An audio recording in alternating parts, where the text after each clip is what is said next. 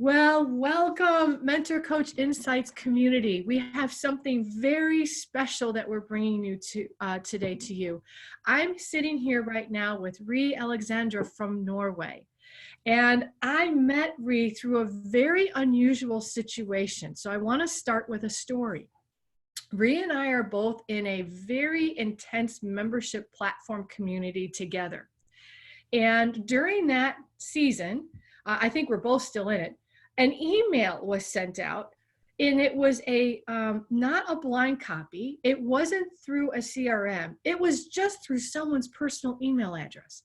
And there had to have been 300 or 400 email addresses attached to that thing, which is like cotton candy to a marketing person, right? And I was like, oh my goodness, how many mailing lists am I going to get connected to? That was my first thought. And then my second thought, if I'm going to be honest, was, oh, I could add all these people to my mailing list. That's my honest response.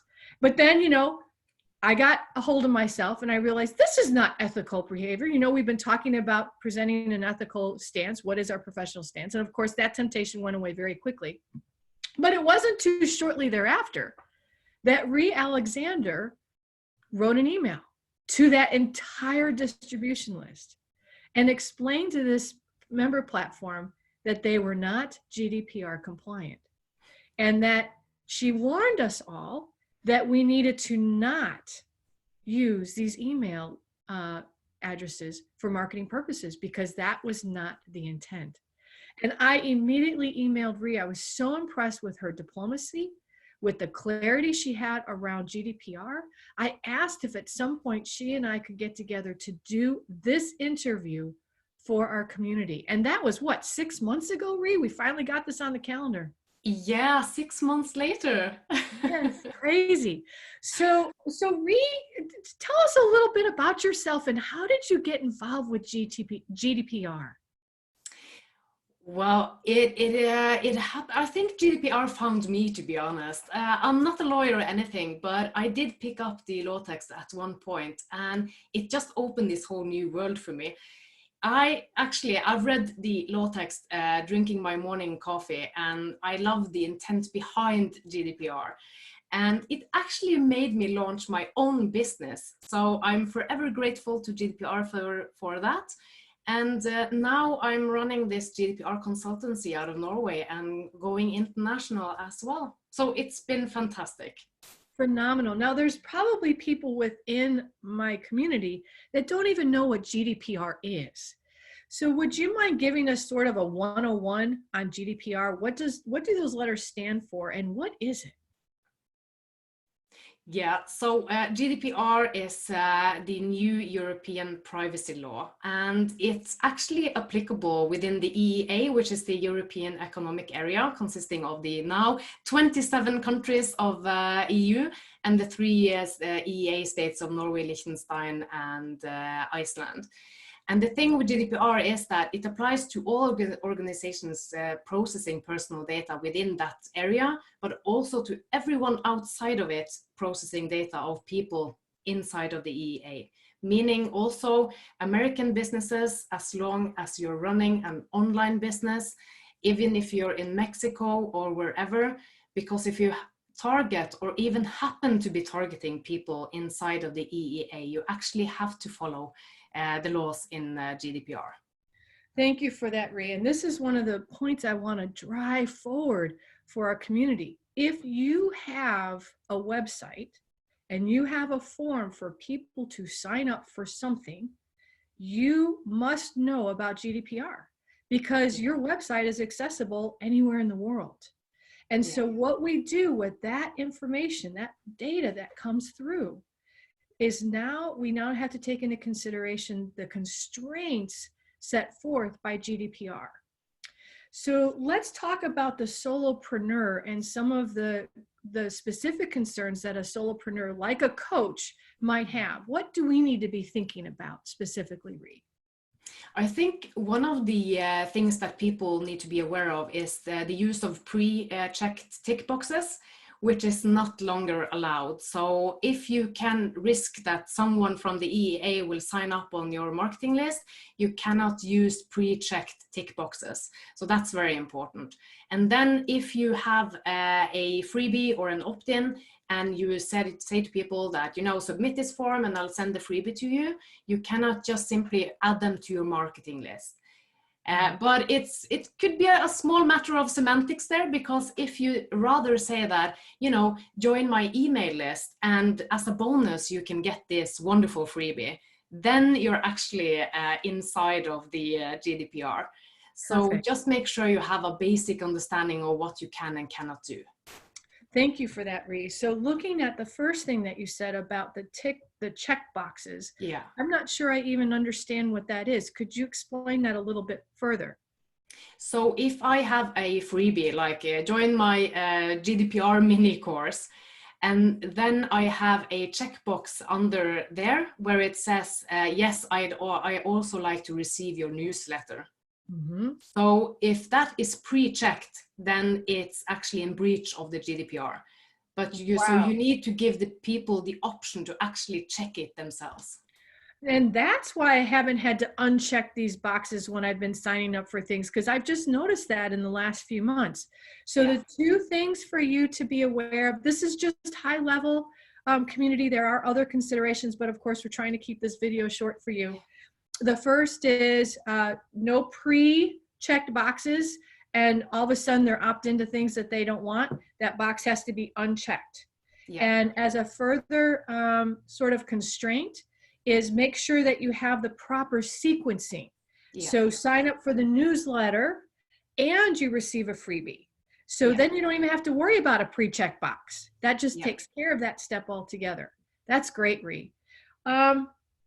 Can you give an example? We didn't actually talk about this in our pre-interview, but what would be an example or two of a breach of this beyond the story that I shared at the beginning of our interview? It could also be actually sharing of email lists. If you have a joint venture launch, for example, for an online course, you need to make sure that you can actually share the details of people signing up for different stuff throughout your whole launch sequence. So you cannot just, you know, send personal data back and forth between different organizations anymore. So that could also be an example. Thank you. And we went through this with an organization where I teach. I'm an instructor at a coaching school. And so we had to make sure our instructors knew you cannot add any of these names of these students who you're sending emails to your mailing list. And nor can your students in your class add any of those unless they receive express permission from those individual people. Is that correct? Yeah. Fantastic. So Ree, I know you've got this great resource. So Ree is fast becoming an expert on GDPR. And I'm going to post as part of our video and blog here, a blog that she's written, which provides credible sources to understand more about GDPR. Now, Ree, why did you write that blog? Because I, you know, as an online business owner myself, I read a lot of stuff in Facebook groups and on LinkedIn and Instagram and all of this. And I see so many misunderstandings around GDPR.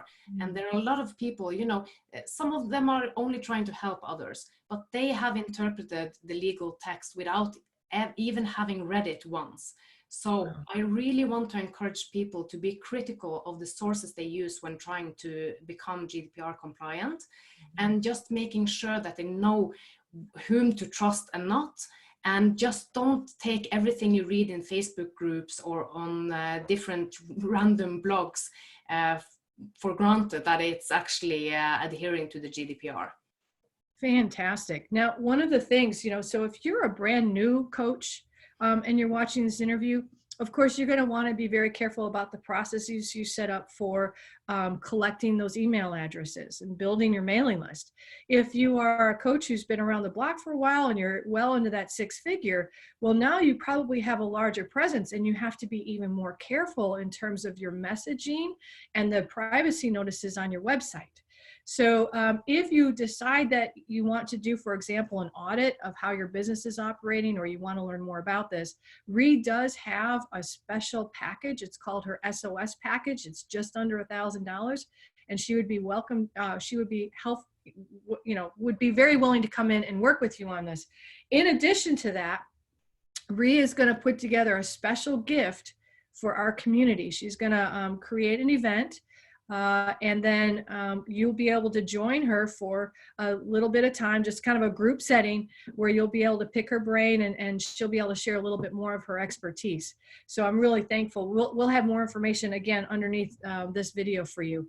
But I'd like to close now, Ree, with your heart around GDPR. When you shared that earlier, it was just so wonderful. And also why we in the US need to be concerned about this. Yeah, so just thank you so much for having me here, Cheryl. I really, really appreciate it. And I have such a passion for GDPR. And it's funny because, you know, every time I say that, people just, they don't believe me. How can you be passionate about GDPR? But I'm not passionate about bookkeeping. So I'm still, you know, fairly normal. But GDPR, it doesn't, you know, it doesn't, it's not a legal text. I'm not a lawyer. That's not where my passion is. It's about us as individuals.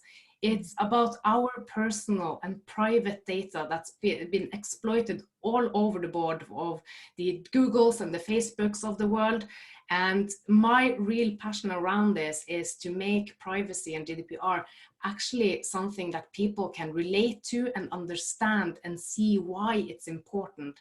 And it's important because it's a matter of our own personal data and being in control and owning our own data.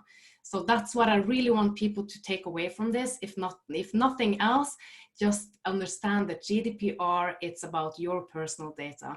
And also it is coming to the US, you know, the CCPA in California is already in effect. So people have to make sure that they are prepared. And you do want to beat your competition to it as well. Very nice. Well, Ree, this has just been delightful. She literally just did this as a gift to me because of her passion for this work that she does. And I can't thank you enough for being with us today, Ree. Appreciate it very much. Thank you too.